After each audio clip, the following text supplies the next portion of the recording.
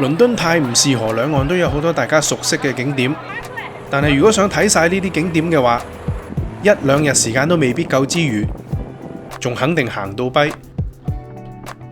不過總有解決辦法。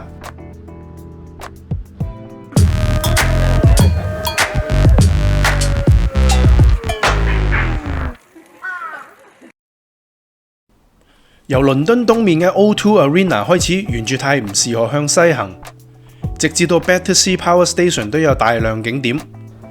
我嘅旅程就係喺 Jubilee Line 嘅 North Greenwich 站，即係 O2 Arena 開始。佢嘅旁邊除咗有吊車站 London Cable Car， 仲有水上巴士嘅碼頭 North Greenwich Pier。入口好容易就揾得到。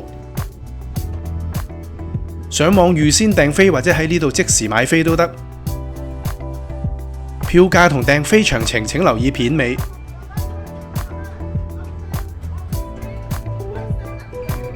Oyster 卡用戶可以直接拍卡就上得船。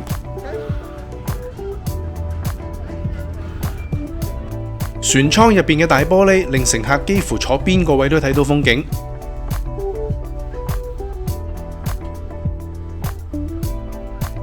船上除咗有廁所，仲有一個小賣部添。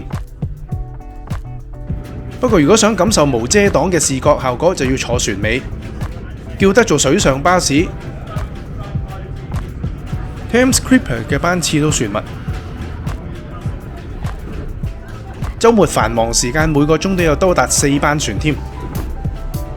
雖然中途最多有成13個站，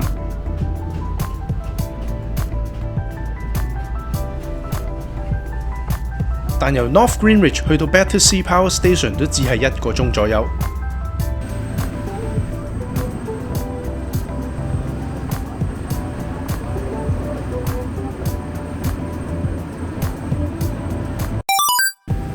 開船後第一個景點就係 O2 Arena。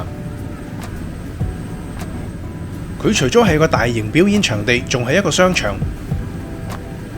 我之前都去過睇 concert 同埋介紹商場。大家有興趣嘅話，可以揾返條片睇下。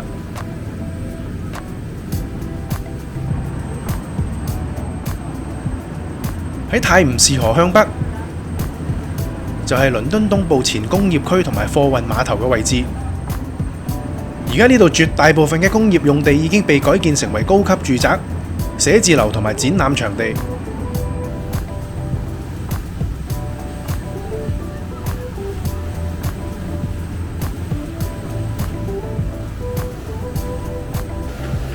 行程幾分鐘之後就嚟到 Greenwich 站，就會見到一個相對冇咁多人識嘅景點——舊皇家海軍學院 The Old Royal Naval College。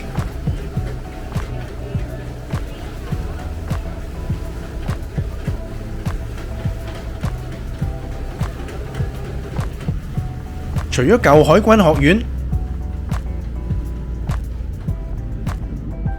仲有世界聞名嘅格林威治皇家天文台 Royal Observatory Greenwich。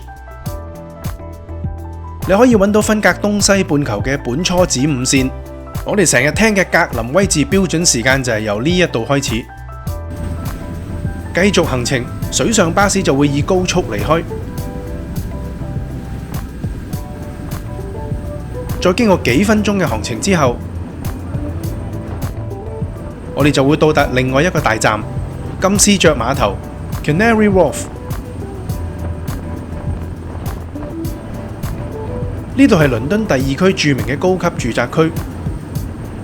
除咗住宅同埋甲級寫字樓，呢度一帶仲有唔少高級酒店。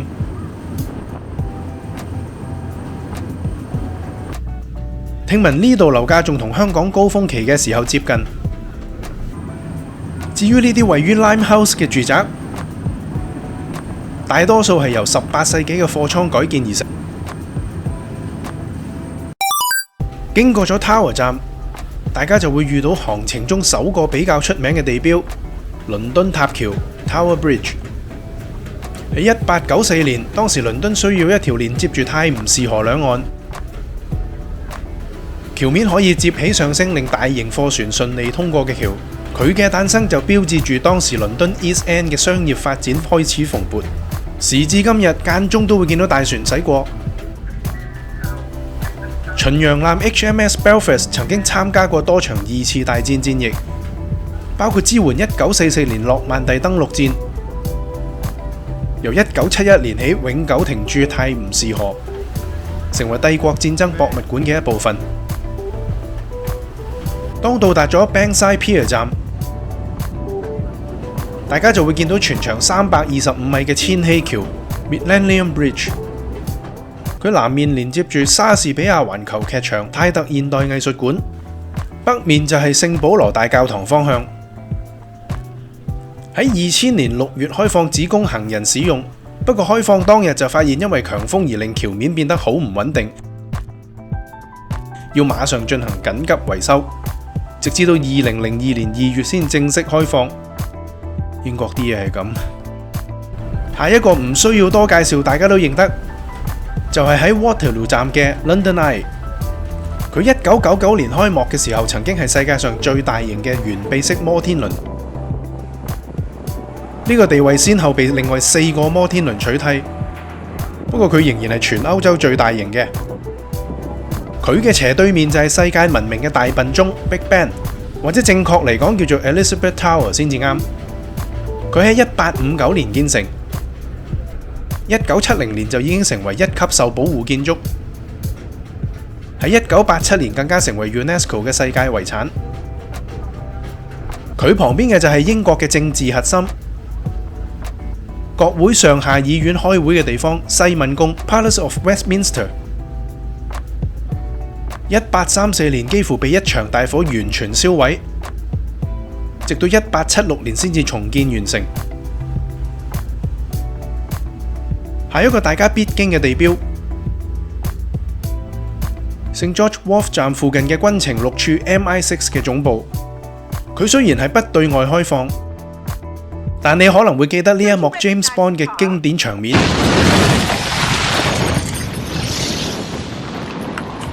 言歸正傳，大約50分鐘嘅行程之後，就到咗我哋今日嘅終點 Battersea Power Station。直至到1970年代中期，佢係倫敦市最重要嘅發電廠之一。Pink Floyd 嘅 Animals 都係以呢一度做大碟封面。經過10幾年嘅大翻新同埋改建，而家呢度已經變成一個悠閒購物中心。假日相當之多人會一家大細嚟呢度行街。商場就係昔日嘅發電機廠房，建築師都好有心思咁將廠房嘅起重機同大型機械保留落嚟，令商場增加唔少特色。而且佢哋選擇用嘅啡色完美地配合自然光，令室內感覺冇違和感。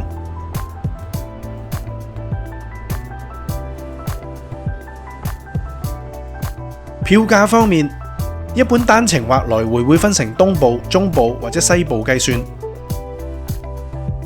今次旅程係屬於由東部去中部，單程票價係10.08，你亦可以買1或2日版嘅 Day Pass， 票價係25.4或者係42.3，最適合啲只係喺倫敦玩幾日嘅遊客。